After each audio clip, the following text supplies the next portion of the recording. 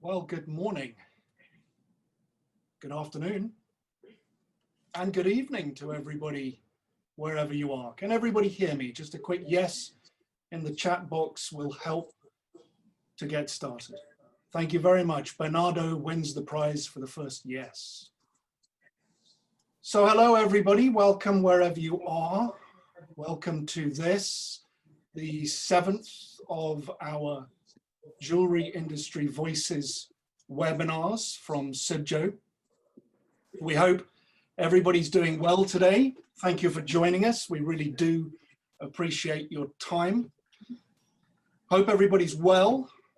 Please, if you can, in the chat box, have a quick message of where you're from. It's so interesting for us to see the wide reach that these webinars are reaching. We come from Hawaii all the way through to Australia and every time zone in between. So we expect that this webinar will last 1 hour. Those of you who've been watching in the past know that we're always just about failing to reach that 1 hour cut off, but we're really going to do our best today because we realize this is a very important topic, but we also realize how busy everybody is and how much time we're all spending online. So as you know, if you've been with us before, the Jewellery Industry Voices webinar series from CIBJO looks at the impact and the implications of the COVID crisis on the jewellery business, especially from the perspective of industry figures. Now, I realized today that in an alternate universe, many of us would have gathered in Las Vegas this week for the annual jewelry trade events there. So we feel it's wholly inappropriate that today we'll examine the state of the trade shows following the lockdown, a topic that, by the way, many of you listening have requested. So we're going to consider how trade shows may operate as the markets reopen. We're also going to look at how they plan to change and restructure moving forward. So today I'm very, very pleased and honored to be joined by heads of 4 of the most important jewelry trade show organizing companies. Before I introduce them all, let's check in with CIBJO's head of communications, Steve Benson. Good afternoon, Steve. How are you doing? I'm doing well, Ed. Thank you, and welcome everybody. As always, I'll just give a few sort of housekeeping instructions so that essentially everybody will know how to behave or not to behave. The panelists, we are going to accept questions as always, but we're not going to. You are invited to put questions into the Q&A box that you should be able to download by clicking at the top of your screen. If time permits, we will take some of those questions and we will direct them at the panelists. There's also within the chat box over there, you're able to sort of make comments or to chat between each other on also on the screen. Remember that for the most part, we can all see it. I see that a lot of people are already doing it, but it's nice that we know where you're all from. And that's pretty much it. So what I'd like to do at this stage over here is to hand over to the CIBJO president, Dr. Gaetano Cavalieri, who would like to say a few words of welcome. Gaetano. Thank you very much, Steve, and thank you very much, Ed. First of all, let me welcome and thank the 4 panelists. I would say that with the 4 of them, we are covering the entire world in terms of the major fair organizer. And from my side, really, from the heart, a very big thank from myself, CIBJO and CIBJO Board of Directors, which we had yesterday. I want to bring you also the welcome from all of them. During these last 3 months, I have been in complete lockdown. I had the opportunity to go out twice. One to cut my hairs, which were long, more or less like Yancy, and the other one to accompany my wife to the supermarket finally, after many weeks of ordering food via internet. what is the experience that we have done during this period and we continue doing is that we are specifically in the jewelry industry, gems and jewelry industry, have proved how strong we are. Regardless what's happened, we have been talking each other from all around the world, expressing our solidarity and asking if friends may have been helping, or us personally may help whoever in the world. But still, we didn't learn so much because during this last period, we have seen what is happening specifically in the United States. And we, as a proud member of the United Nations and following the rules of sustainability and corporate social responsibility, clearly we stand against any form of racist, racial inequality, injustice, and obviously we are working towards a more equal and humane society because, I mean, it's not acceptable. And clearly, we are also supporting, and for those who are in America, not only Yancy, but whoever, I can see a very big list of American friends, whatever we can do as CIBJO to stand, to help the American friend jewelers, we are there standing for them. And, you know, we cannot see what is happening, you know, because it's destroying many shops and is attacking livelihood which are at risk. And, you know, that means that still we didn't learn enough. So I want to express my deep sorrow for what is happening, and I myself and the entire CIBJO is there to help if we can. And on the other side, I want to remember all those 100,000 of people that unfortunately passed away. And this is a big lesson that we have to remember. We don't let anyone behind us. We support the most important principle from the United States to Australia, all over the world. We are there to defend and to improve whatever we can do with great, great, great passion. So thank you all for being with us, and I leave the floor to you. Thank you very much. Gaetano, thank you so much for those words of welcome. Let's get into our subject today, and let me introduce the panelists to start with. Firstly, Yancy Weinrich. Yancy is the Chief Operating Officer for Reed Exhibitions, and you've been with Reed since 2004, Yancy. So we're very, very pleased to have you with us today. How are you today? I'm great, and I'd like to thank all of you for inviting me to the panel. I've been here in the United States quarantining in Connecticut. So good morning, everybody. Great, welcome to you. Thanks for joining. Secondly, let's move to Celine Lau. Celine is the Director for Jewellery Markets, Jewellery Fairs, excuse me, at Informa Markets. Celine has been with Informa since 1995, and she's worked in the gemstone and jewelry events industry for very many years, including for the show that's now called the Jewellery and Gem World Hong Kong, but many of us know it by how it was previously named, the September Hong Kong Jewellery and Gem Fair, amongst other events. So Celine, good evening to you. Thank you for joining. We know it's very late at night there in Hong Kong. You'll just... Yes, hi everyone, yeah. Hi Celine, thank you very much for joining us today. Next to Michel Loris-Melikoff. Michel is the Managing Director for Baselworld, and Michel has been with MCH, the organizing company for Baselworld, since 2014, and he took over as Managing Director in 2018. So good afternoon to you, Michel, and welcome. I assume that you're in Basel today. Hello, everybody. Hello, Ed. Hello, all of you.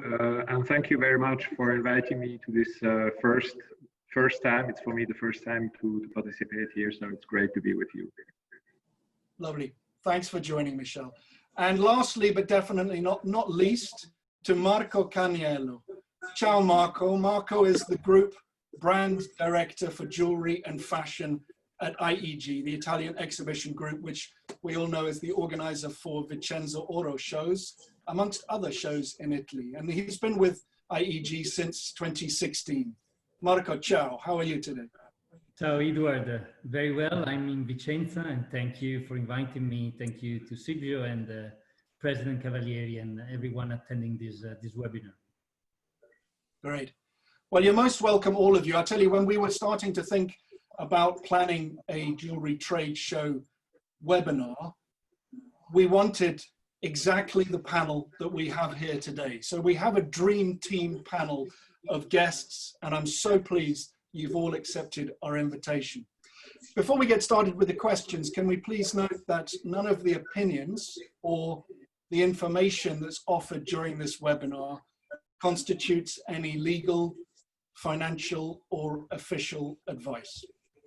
CIBJO provides a global perspective on the challenges that we're all facing. So please, for more precise information, we encourage you all to play an active part in your local trade associations and seek advice relevant to your location and also to your business. Let's get into the questions. Current situation. What is the situation on the ground at the moment with the trade shows that our colleagues on the panel here represent?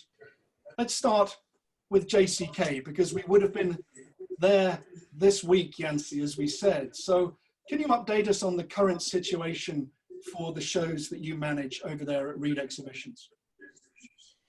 Sure. So as Edward said, we would have been at JCK, and I miss all of you. Just this morning, I was looking at my social media feed, and everyone was posting memories and things from JCK, which reminded me, and a good segue into, people like to be together, right? And the communities that we build at our trade shows are really important.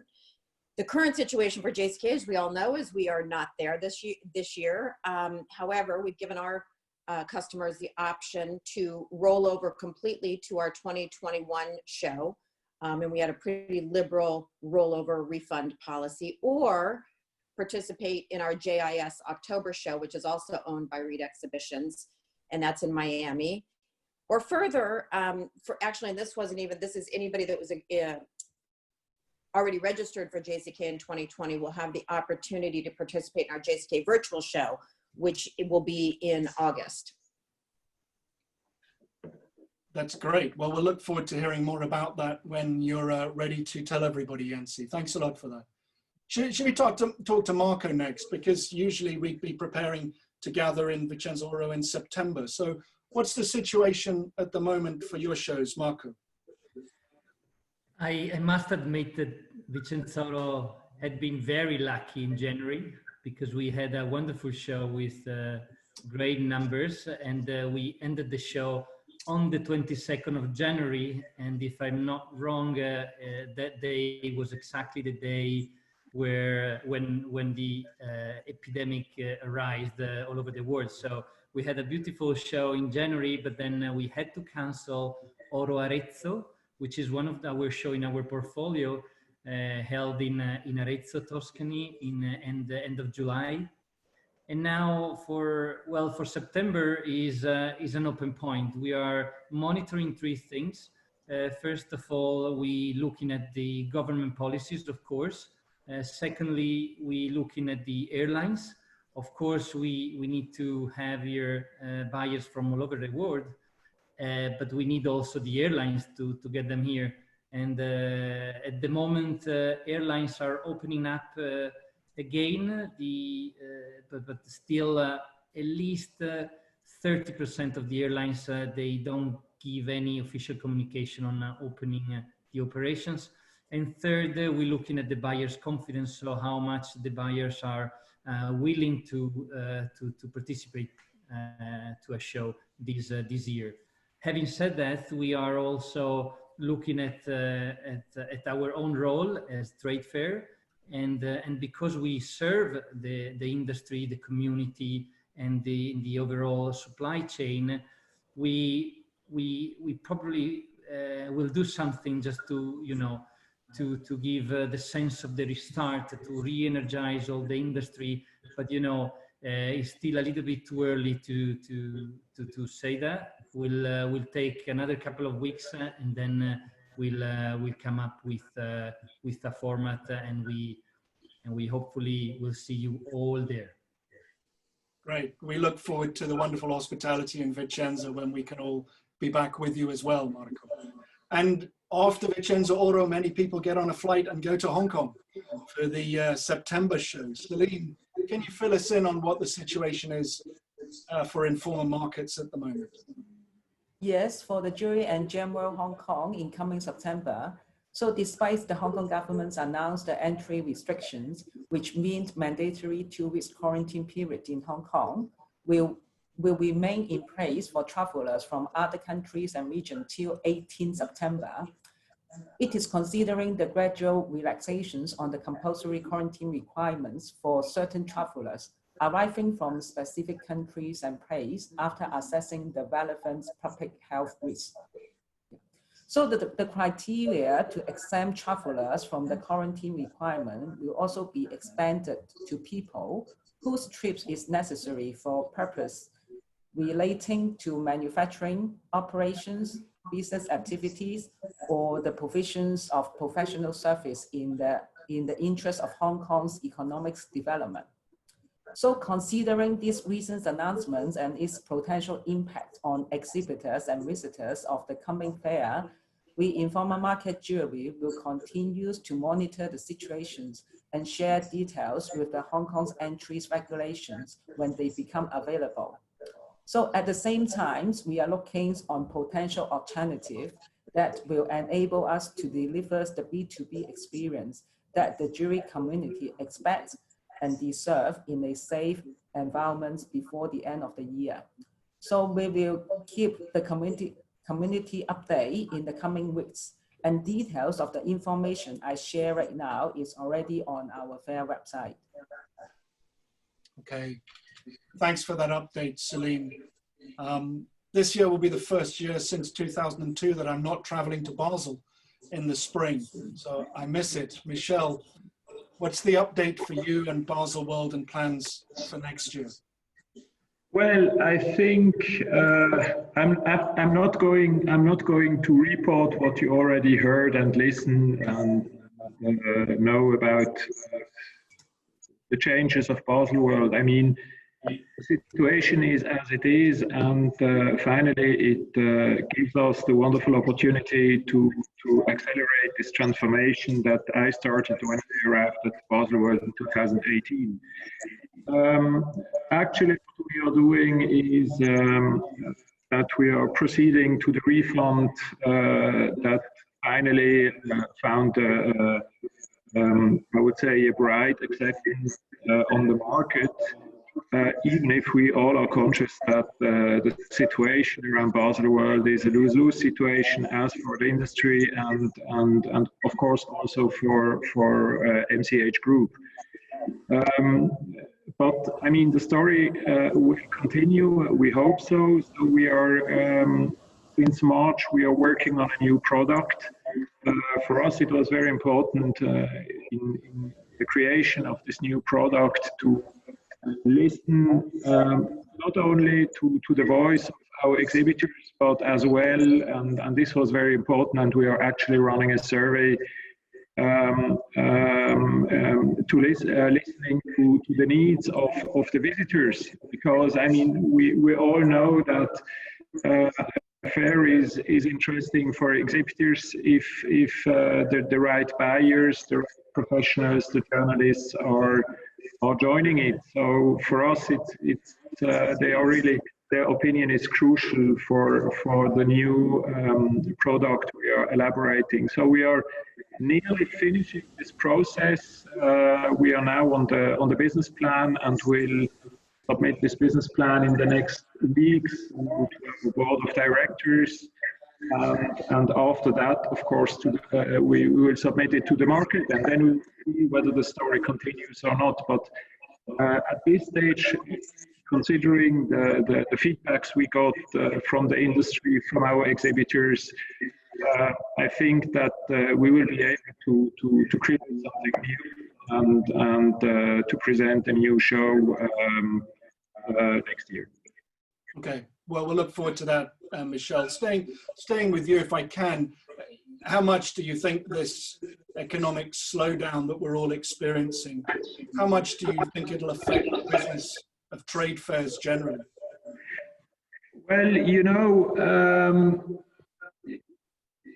the Rolex decided with other brands to leave Baselworld and to concentrate, I would say, the luxury watch industry in Geneva, and they are aiming a very traditional show based on retailer and the journalist, and that's it.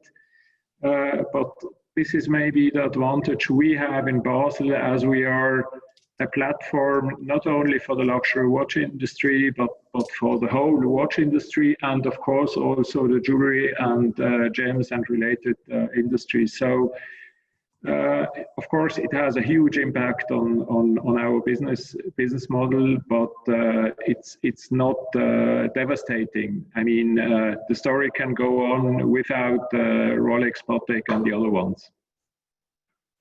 Well, that's good to hear. Huge impact, but not devastating. Celine, maybe I could come to you now with the same question about, from your perspective at Informa, and if I can ask you to unmute before I ask the question. How much do you guys see the economic slowdown as affecting your business overall, and especially for your jewelry trade fairs at Informa? We will say basically after the pandemic, the world will not be the same. Yeah, so everyone will look for the new way or the new normal in order to continue our life and the economic activities. So I would say that in terms of the trade fair, we should all consider to take the omni-channel approach, which is to combine the physical show with the virtual show in order to make it, to provide the business opportunity to the jewelry communities in all 365 days basis. That's great that you mentioned the virtual shows. Michel, you had something you wanted to say to that. Yeah, I maybe just forget one thing. So I totally agree with what Celine just said. I think it's very important also for the audience, and I think we are all in the same boat. But it's very often people don't consider it. I mean, our industry was the first to be hit by the lockdown, and while our clients can now hopefully start doing business again, probably all of us will be concerned about the lockdown. We will be probably the last ones to be released from the lockdown. And this has, of course, I guess, a huge impact also for all other shows. I mean, it seems to me very important that especially our clients keep in mind that, I mean, for us, no show means no revenues, and makes it, of course, very difficult. Yeah, yeah. Yancy mentioned, Celine mentioned the necessity to think about omnichannel presence for shows, and that does tee us up to talk about virtual shows. This concept that many people are looking at much more, and in fact, for the past few days, I've been attending inverted commas, a virtual fashion jewelry trade fair in India, and I must say I've been quite underwhelmed by the experience of attending a virtual trade fair. Yancy, if I could turn to you, and Steve, if you could move the slides on.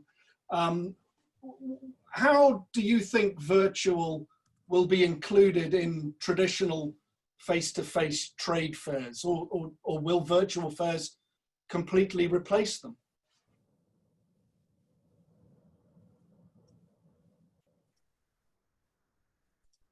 Yancy, I'll just ask you to unmute.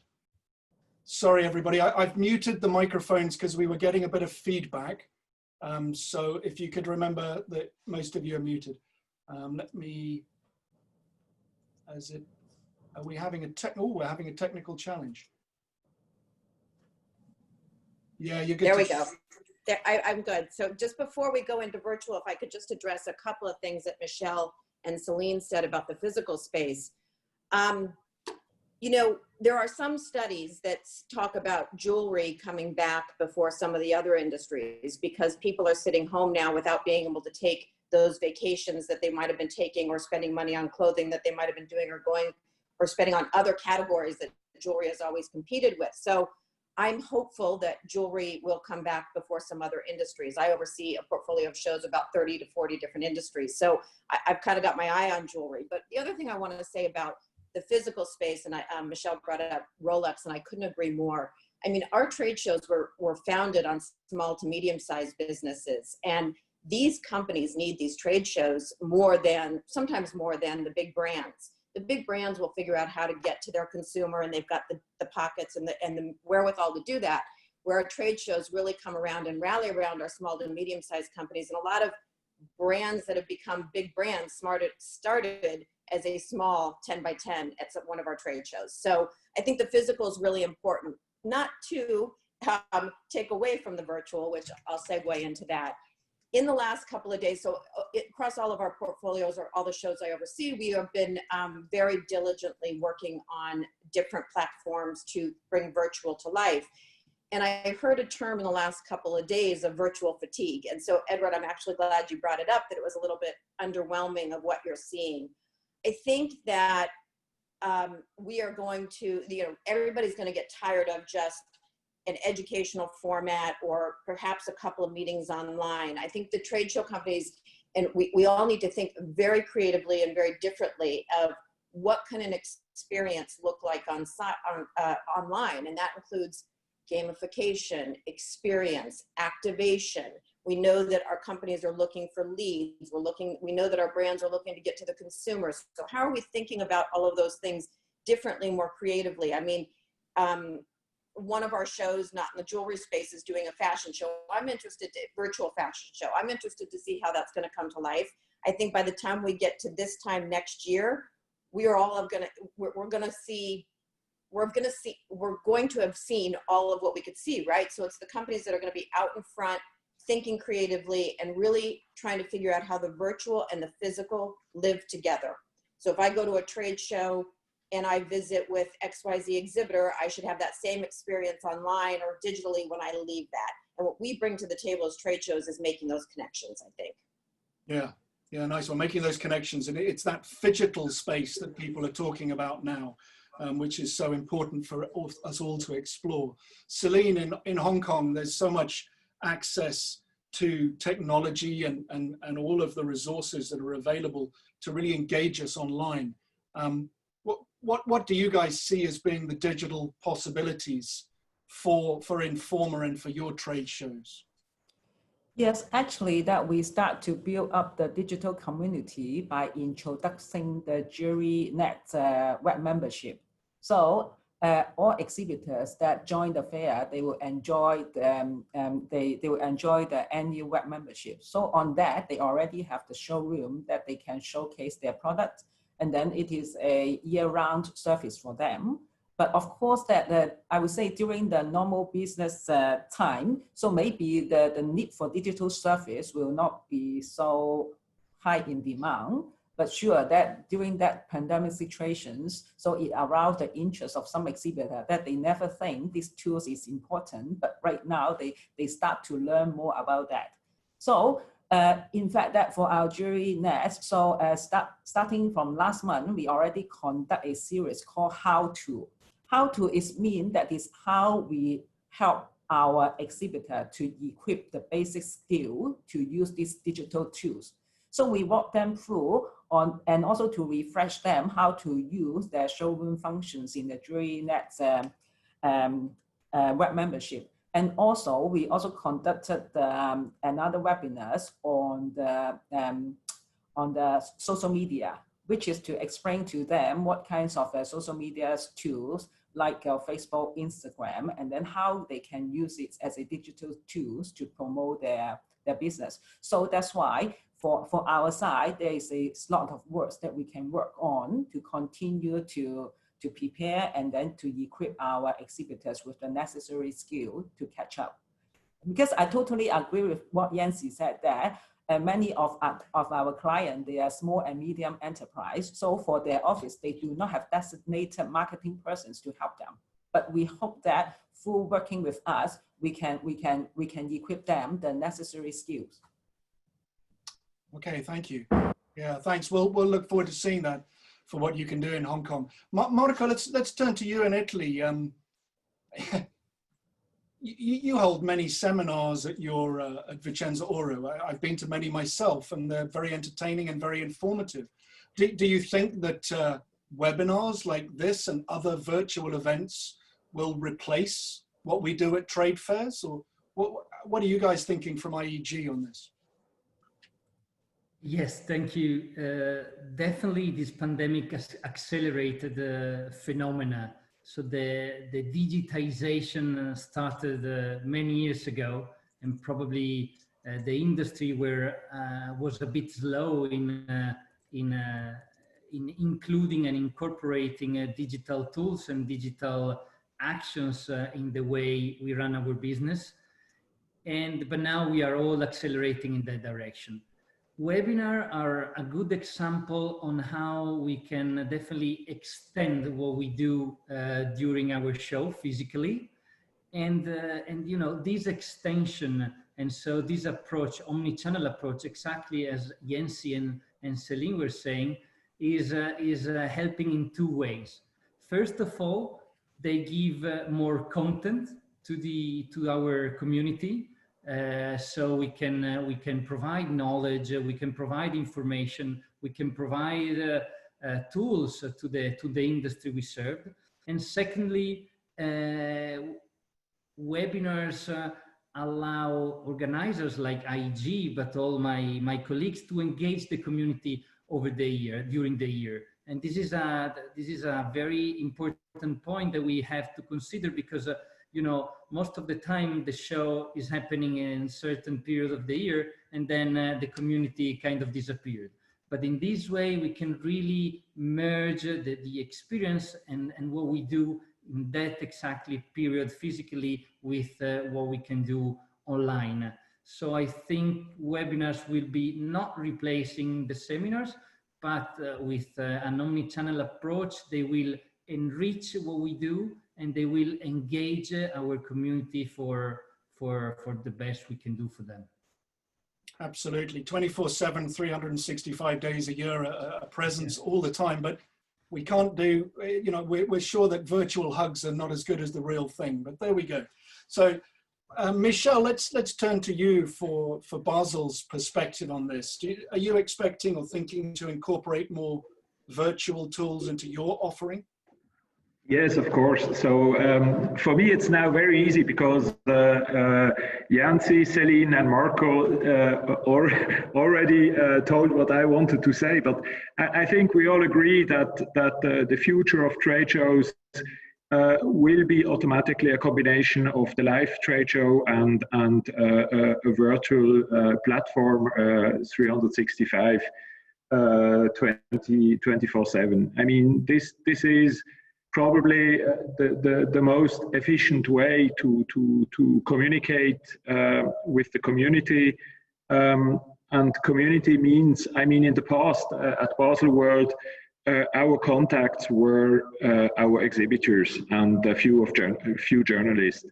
And the community today is much wider and much larger. I mean, nowadays we want to talk to the buyers, we want to talk to the retailers, we want to talk to the exhibitors, aficionados, all these kind of people. And so for me, it's a must-have to combine a digital platform with a live platform. We wanted to do it this year, so we were ready to launch it at the opening press conference of Baselworld.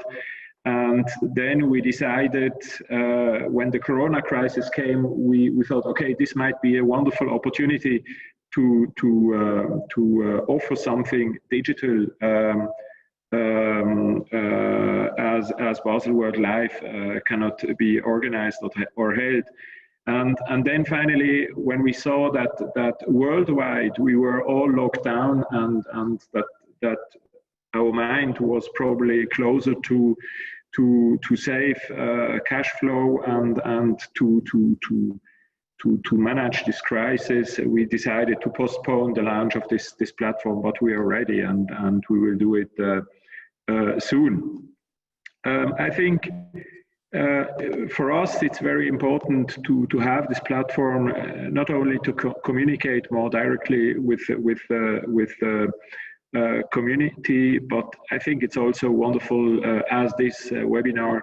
It's a wonderful opportunity to talk to a wider range of people, but also to use it as a tool for education. For example, sustainability and different other things. But of course, the virtual tools that exist actually allow us, of course, and you all do it in Vegas, VICENZAORO, Hong Kong. You use it as well to collect data, to know what your clients are doing, where they are doing what. I mean, it helps us as a trade show organizer to be much more efficient, and of course, when we organize something, to have a direct opinion from the community. And I think by having this direct feedback from the community, it helps us to be much closer and efficient in the organization of the trade show. So for me, it's a must-have. Okay, thank you. Michel, let's stay with you. If we look at another few questions around attracting exhibitors and buyers. You know, many people now will have got used to not traveling and will have got used to sourcing or different methods of sourcing other than traveling to international trade fairs. So from Baselworld's perspective, what are your plans to attract back those buyers and also to attract back some of the exhibitors who have left your platform recently? Well, this is a very tough question, and I could now probably talk during one and a half hours. I try to make it very short. I mean, the new product, the biggest goal or the most important goal we have is that it has to respond to the needs of the community. So, and I think that's what we all do. We need to know what our clients expect from us, and so after we knew all the critics about Baselworld, and it was very important when I started a few months before to understand what was going wrong with this product. So. We did now, as I said before, we started a survey and expert interviews and quantitative and qualitative surveys just to understand what the industries, so for us it's watch, jewelry and gem, what the industries expect from our team. And it seems that the watch industry, so the smaller mid-sized watch brands, expect different things as a jewelry and gems. So we try now to find a common point that really makes this new product attractive. So what means attractivity of the product? Of course, the attractivity of an exhibitor is not the same as the attractivity for the buyer or a consumer, a visitor. So, I mean, it's very difficult to bring all under one hat. But let's say it maybe in a few very important points. I mean, the attractivity for the exhibitor, especially in Basel, is of course the pricing. I mean, everybody knows that Switzerland is excessively expensive, and we all know also that in the future probably the exhibitors need lower pricing to get a return on investment much faster. So we have to work on the pricing. We have, of course, and everybody will understand, we have to work on the period, of course, you all heard about what happened to us. I mean, the period is not the same for all industries. For the jewelry industry and for the gem people in January, there are a few issues, such as VICENZAORO and, of course, the show in the States. But for the big watch brands, January seems to be the perfect date. So we have to find now, with the new product, the right timing that fits to the buyers and also to the exhibitors, of course. And then wanted to join. Sorry? Yancy was. Yeah, I agree with Michel. I think it's the number one focus that we have to have is attracting the visitor or the buyer or the attendee. We call it in America the chicken and the egg. If you can get the attendee, the exhibitor will come. If you get the exhibitor, the attendee will come. Exactly. Yeah, so I think that for us, it kind of comes down to 4 buckets, and I think there's a new one that I'd like to highlight. And the first one is, we know this, but just to bring it out, I think it's important to have our teams, our internal teams that are working on these trade shows, embedded in our industry, so that they have relationships that they can go out and talk to our customers and say, what's it going to take to bring us here, right? So if you have people that have those relationships, I think that's a foundational. The piece that I think is new is I think our on-site experience is going to have to be different, more exciting, and something that really attracts them, because now with all the virtual, you can pretty much do everything online. We're figuring out how to do this. So what is it that is going to make it super exciting to come to our physical show? The third piece obviously is products, and I think Michel mentioned that our products are, and that is another foundational piece. And then the fourth piece, which is new but goes kind of without saying, is ensuring the health and wellness of all of our attendees that are able, they're going to come. And we have several large trade show organizers that have come together collaboratively to create health and wellness or health and safety protocols on how we are going to be able to navigate trade shows with capacity limits and wider aisles and all of these things until a vaccine comes. So it's our number one focus, is bringing those attendees to the show.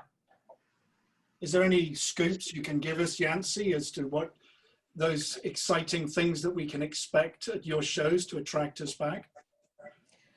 Not yet, but definitely you'll be the first to know. We're working on it across all of our shows, and that is a key, KPI for us, honestly, really focused on it. No problem.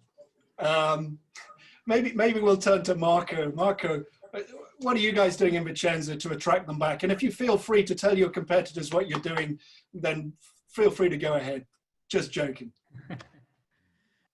Well, I agree with what has been said. The first focus is buyer, is visitor, is the client of our clients. And this has been always our first priority, and is going to be even more important to now attract them, even in this kind of difficult context, which is a little bit more uncertain, with less, let's say, less purchasing power for buying new goods and stuff. So what we usually focus on is giving some more perspective on the future. So it's about trend, it's about innovation, it's about something they don't see online, they don't see on other magazines. So the very key point for us has been always helping, supporting the buyers to understand what is better for them to buy now to make better business in the future. And that's why we're investing in trend vision and in different other areas connected to this concept. And of course, we'll be working a lot on the safety and security of our attendees, of our visitors, we already launched a project of IEG overall. It's called Safe Business by IEG, and it includes a number of measures that we're gonna implement to make all the visitor journey safe, smooth, and comfortable.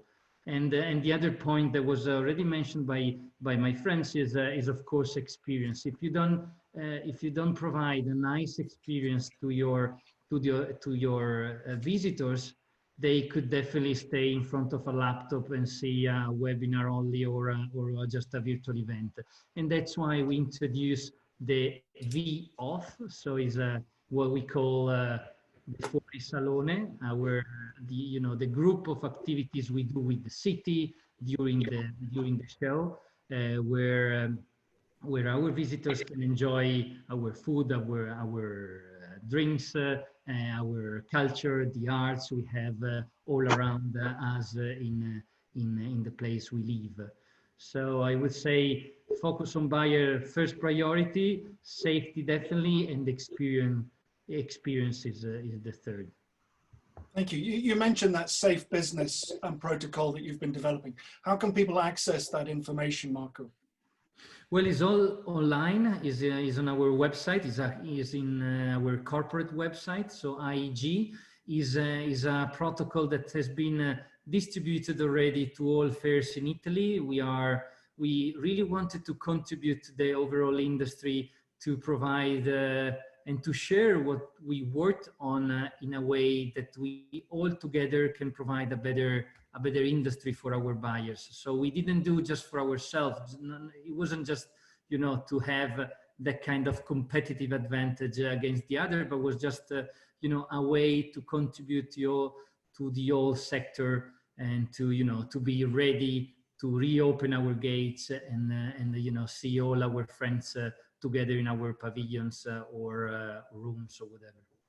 Okay, thank you.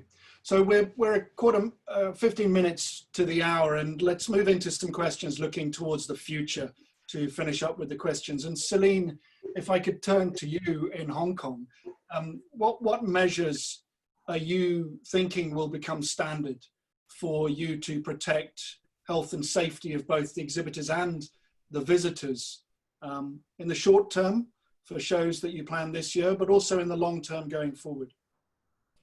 Yes, so for this question, actually for our whole group Informa Market, we have the playbook that is a universal applications for all the shows that we have in the world. But of course, apart from the Bible from our headquarters, so it is also very important that for us to work closely together with the venue operator. I would say it is a joint effort in order to maintain the health and safety. It is also a shared responsibilities among the organizers, venue operator, exhibitors, buyers, and service vendor. Thank you. Yeah. I mean, looking at the sort of new normal, or whatever we want to call it, Yancy, if I can bring you back in for looking forward to the future, what do you guys think will be the new normal, and what would it look like for trade fairs?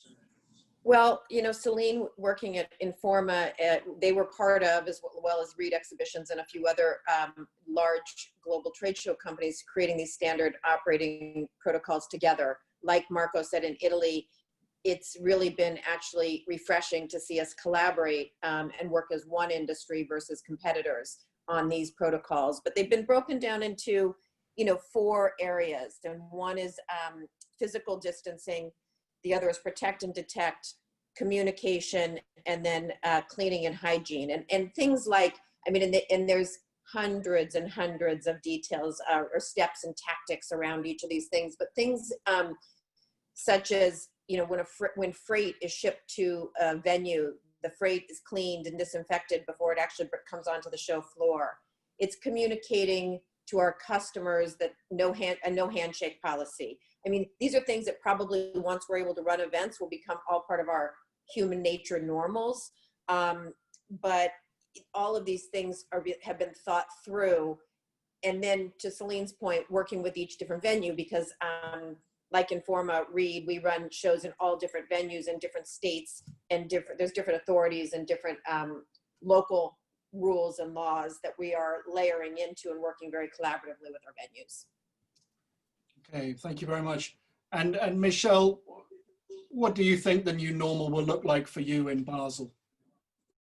Well, maybe let me make or add something different. I mean, of course, we are preparing now for the future. All our shows are preparing, and all measures we are taking include, of course, all these security measures we have now due to Corona, in terms of distancing, etc., etc. I mean, you all know it. So I think this will probably become the normality for us. I want to point out something different. I mean, I'm very young in this industry, and so when I started, for me it was very important to have people that support me in our mission, and I mean, we all have the same mission as a trade show organizer, but I mean, we are here hosted by CIPJO, and I also want to point out that CIPJO probably can take a really major role in terms of coordination, but also in terms of creating relevant and really interesting content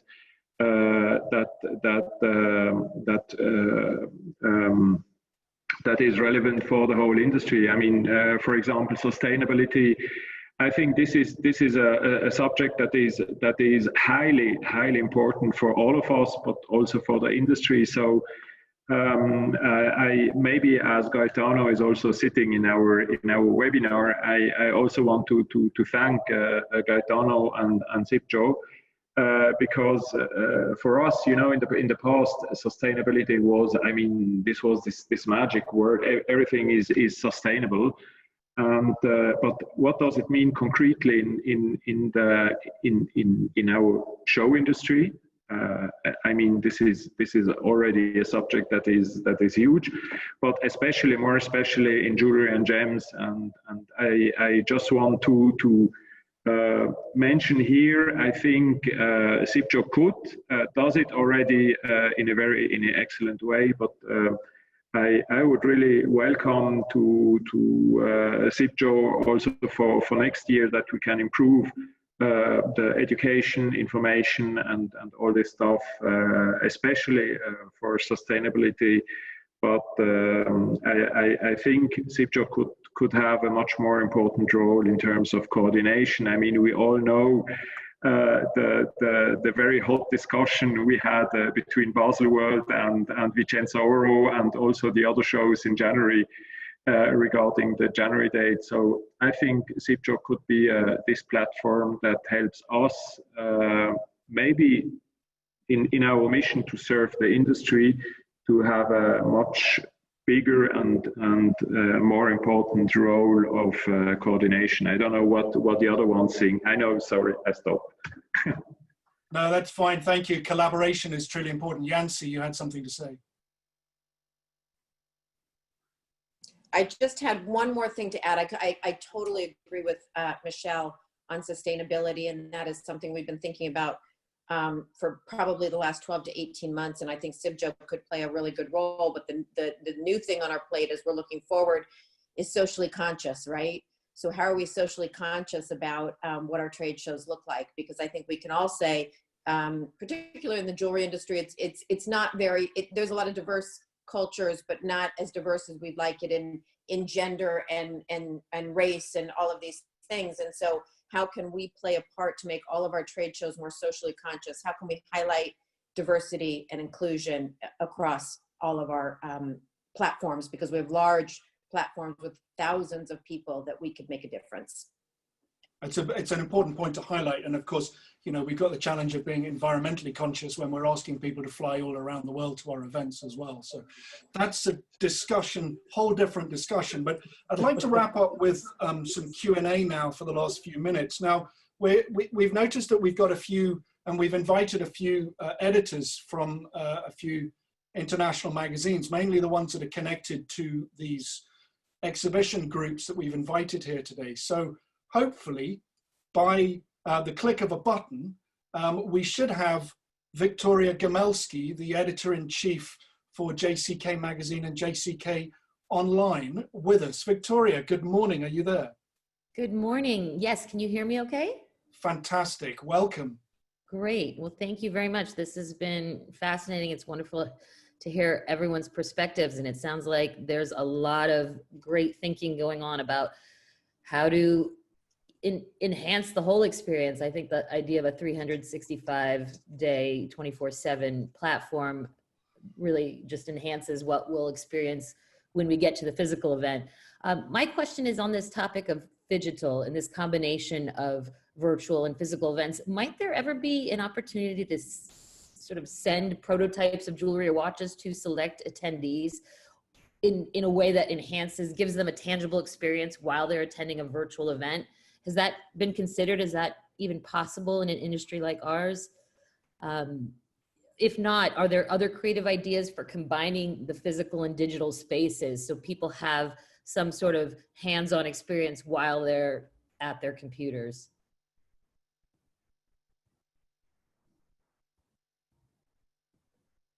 Who would like to take that? Maybe somebody other than Yancy. Celine, Michel, Marco, who would like to take that? Well, I can answer from VICENZAORO perspective. Our focus, for instance, is to before the show to use virtual and digital to make buyer more aware of what they're gonna find during the show, because this is more about being effective in the business we provide. So buyers should not lose time when they are at the show just to, looking for something they're not gonna find it. We need them to find what they're looking for and to, and to close deals and businesses. So we're gonna use digital and virtual much more before the show. During the show is gonna be more about enhancing the experience, but more in the way to entertain them, and after the show, just to engage them to the next show. We are not, we are not developing or thinking of particular ways to apply technology and show specific jewelry or products all around the world. If this is not being, helping the buyers to be more effective when they come to the show. Celine, yes. Yes, I agree with Marco that the online experience can help to warm up the effectiveness of the physical experience. Thank you. We also have on the line Oli Kini, who is the Associate Publisher and Editor-in-Chief of Jewellery News Asia, which is part of the Informa Markets group. Oli, good evening. Are you there with us? Hi, good evening. Good evening, Edward. Thanks very much for allowing me to join this very interesting webinar. It's very interesting as well to see that everyone is looking at virtual events and fairs. I'd like to know, how do you measure the success of a virtual trade fair or event? Thank you. Great question. Yancy, maybe we can go to you for this one.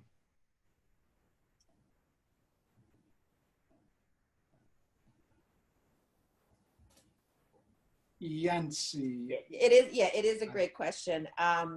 We are figuring that out as we go, and we're moving at a very rapid pace. So I honestly, at this moment, just don't know.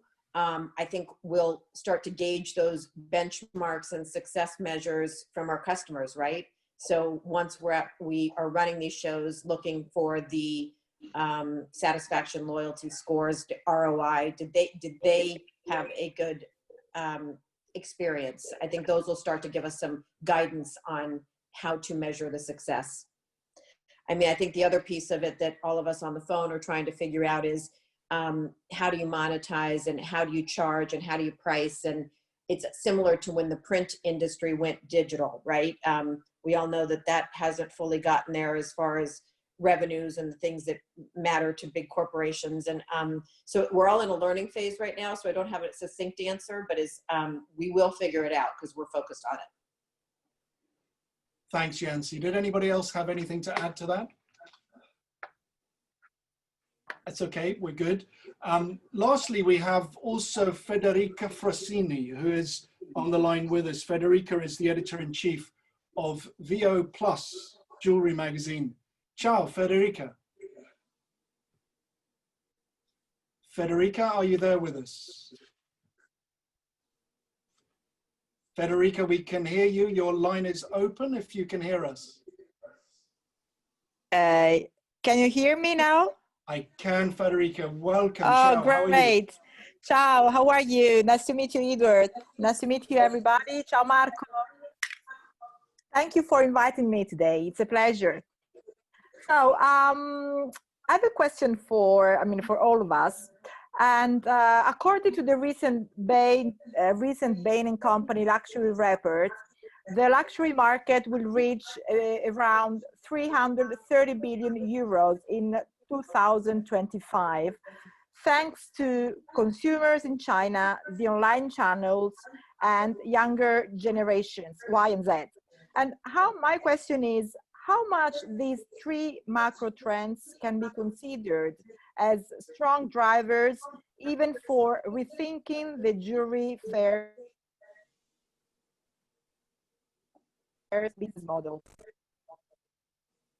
I think we got most of that. Thank you, Federica.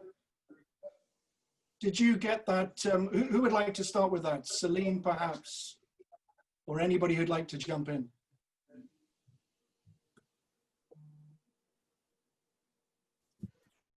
I didn't get the last part of the question, but I think, of course, we have to consider all these informations from China, and also the behavior of the China buyers in luxury, and the fact that they are more and more, I would say, considering e-commerce and digital platforms. But honestly, I think that the trade shows, I mean, the digital will never replace the trade shows. So it's complementary, but it will not replace it. Yeah. But I don't know whether I'm totally right, because I didn't understand the end of the question. So maybe my answer is not answering totally 100% the question. No, I think that's fine. I mean, we lost it a little bit at the end, but it really was about the Bain report on luxury markets, especially for consumers in China. And how are these macro trends going to be considered going forward? Celine, perhaps you have a thought on this, being based in Greater China, though. I will say definitely the digital platform is a very easy way to reach the consumers in China. But I would say in all the way around, when it comes into the real transactions, so the physical presence with the two parties is very important, because we will say that when we making the high value deal, it is very important for you to know who you are selling to, or who you are buying from. So this is something that the digital platform cannot be fulfilled. Yeah. So all the way, that is I think that the other panelists like Michel, Yancy, and also Marco, we all think that in the future, there will be the combinations of online and offline business platform for the industry. Okay. We're at 4 minutes past, and as we said, we try to finish within the hour. So yet again, we failed by 4 minutes. But there is one really fascinating question here, which I wanted to pull out from the Q&A. It's from Alicia Vildosola, our friend in Madrid. And And it's also alluded to with another question about, do you think the circumstances at the moment will change the demand in style of jewelry, and can we predict any trends? But Alicia specifically asks that there's a trend, or there's been talked about a trend for the use of more earrings and necklaces, because that's what we see when we're on screen all the time.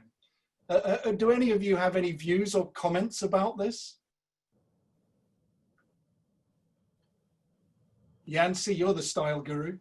Well, no, I actually personally have seen quite a bit of that, but I'm not a trend expert. I think we could ask some of the editors that are on the call with us, Victoria, Federica, as they're spotting these and leading us into those trend areas. Let's see if we can get Victoria back into the conversation. Victoria, you still there? Yes, hi, can you hear me? Yes, we can. You know what, I had actually, we had written a touch about trends and how they might be affected by these lockdowns and the crisis. And we had seen some talk about earrings, just given what you just said, the fact that that's really all you can see and they make a big statement when you're on a Zoom screen. I've also read quite a bit about minimalism coming back. I think there was already a little bit of a 1990s redux happening. And this idea, obviously, as consumers are being, more careful with their spending, that we may see this more streamlined, very contemporary, modern look that doesn't have a lot of detail or ornate kind of elaboration or embellishment. So we're still waiting to see how this all plays out, but I do think earrings and necklaces are a better bet than bracelets, for example. But you also have to consider, what does an earring look like when you're out in the world wearing a mask, and how does does it work? That's when you'll see these more minimal, sort of more studs and smaller pieces, because we all know you can't wear a big earring and still wear a mask at the same time. It's too awkward. So, but earrings, I think, are a strong bet, and yeah, we'll have to see what comes out in the fall. But in terms of bridal, we've also been seeing a lot of focus on bridal and more contemporary, streamlined, slimmed down pieces. Not, the halo is finally exiting, and we're just seeing a much more contemporary look. Okay, thank you. We do have a lot of interesting questions, but we are limited by time. But there is a general theme around a few of them, especially Charles Abushar in Switzerland has asked this, and maybe I'll put it out, and if you could briefly respond. What do panelists think about downsizing their shows, as the number of participants will or may be a problem in the future? For some of the bigger shows like yours in Basel and Celine, yours in Hong Kong, that's certainly a challenge. But Michel, what do you think about that?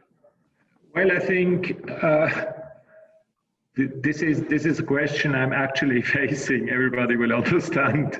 So, and I mean, in Switzerland we had Baselworld with all these exhibitors around between 500 and more in the past. I don't know. And we have as well a show in Geneva with 40 to 50 exhibitors. And both are working. So I think it depends about the positioning of the show. This is one point. And of course, it has to be enough attractive that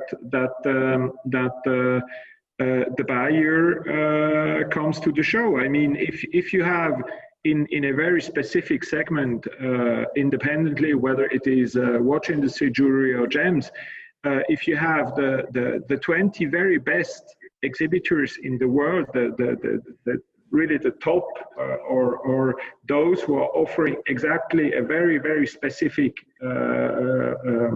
product, then you can organize a show with 20 or 40 exhibitors. But I mean, all of us are companies that organize shows, and somewhere, when you organize a show with 100 exhibitors, then these exhibitors and the visitors have certain expectations in terms of content, in terms of catering, in terms of security, in terms of a lot of expectation, and these expectations they have a certain price. So it depends how you want to approach the question. I mean, are you expecting to see only exhibitors, and then you can do it in a very small scale? But if you really expect a gathering where you see the whole ecosystem, and you expect parties, you expect conferences, you expect nice catering facilities, etc., then you have to make it bigger, because you need more volume to finance all these services in a way. Okay, thank you. Listen, we are over time. Yancy, please join. I just have one final comment. I think Michel was spot on everything he said as far as the shows. You can do a small show, very curated, and it can be very successful, or you can do a large show. He had all those points. I just want to add one thing. It will really come down to what the situation is as far as borders being open or closed and airlines coming in or not. And that will, to some degree, things out of our control will dictate the size of our shows. I mean, I think that all the panelists and my fellow panelists were all sitting in markets that are running shows in very important markets. So I think the shows will still be important. It'll come down to some of the things that are outside of our control. Celine, yes. So I will say that in the future, that the size of the fair is really rely on content. So the content is not just talking about a platform for business transactions. It's all about interactions and also the new insights that both attendees and the exhibitor can get. Yeah. So for example, if the show come into different variety, so the sector that we are going to serve will be much bigger. Yeah, nice perspective. Okay, thank you. Marco, you had a final point? Yeah, I agree with all the panelists, and VICENZAORO is indeed a boutique show, meaning that we are really, focused on the size, as long as this size is providing the right content, as Celine was saying, and is providing the right mix of supply chain, from technology, to gems, etc., and is providing the safety and security measures we were talking about. So yeah, it can be downsized, but there's a certain limit of especially economic sustainability. Thank you. Steve. Yeah, I'm not sure whether it's so much a question or whether it's a comment that that came to mind through the discussion. We've been talking about this possible hybrid, or this the collaboration between the digital and the physical with the trade shows. To what degree could if you're talking about downsizing or creating different types of events, smaller events, that you can, through the digital, you can create more focused events and drive people to these who are interested in either niches or more specific product lines through the digital, and then run them within the context of the trade show. That also might be a way of dealing with larger crowds and smaller crowds. I was thinking along the lines of what you'll be seeing in the fashion industry, where digital is being used to drive people to these pop-up stores in different places. Is that a direction, or at least a model that the trade shows might think of adapting? Who'd like to take that? Celine. Yeah, so I will say that what the industry facing right now is talking about also how to nurture the future customer, how to get more new customer. And then I'm sure that digital will be one of an easy access for us to reach them and start to make them have interest on jewelry, and then make them like jewelry. And then at the end, they will become the new buyers in the industry. Okay, thank you. We're 1/4 hour. We could talk for so much longer. It's been really fascinating having all of you with us. Thank you so much for your time. We will bring it to a close now because we're all busy, and the 200 odd people on the line with us are busy as well. Just quickly to wrap up, and maybe we'll have some final words from Gaetano, but before that, please join us next week we will be talking about a shift to e-commerce, and we have great panelists joining us representing the two largest emerging markets for consumer-led jewelry purchasing, that being India and China. So we'll be announcing the panelists tomorrow when we send out the invitations. If you're not on CIBJO's mailing list, we'll tell you about that in a minute. But please join us next Thursday, same time, from 9 a.m. New York through to 9 p.m. Hong Kong. Also, please, if I can remind everybody about the ongoing home gemology presentations, which are run by our good friend Rui Galapim on Tuesdays. Next week, Rui, and I join him nowadays, we'll be talking about cultured pearls. So please join us for that on Thursday. We do twice for Rui's home gemology, once for the Asia time zones and once for the America time zones. And finally, from us here, if you'd like to receive these invitations directly from CIBJO, the email address will be up on your screen here, communications_1@cibjo.org. Gaetano, are you still with us? Would you like to say some final words? Thank you very much. Well, I am impressed by the four panelists and friends, Yancy, Celine, Michel, and Marco. And clearly the situation is what it is. But we are, as CIBJO, as the great gems and jewelry family, supporting all those such as Yancy, Celine, Michel, and Marco, doing a great job. So congratulations to all of you. And each one of you, if you think that CIBJO may be of any help, we are there, because the jewelry industry is us. It's all of us. And we are there to help and support.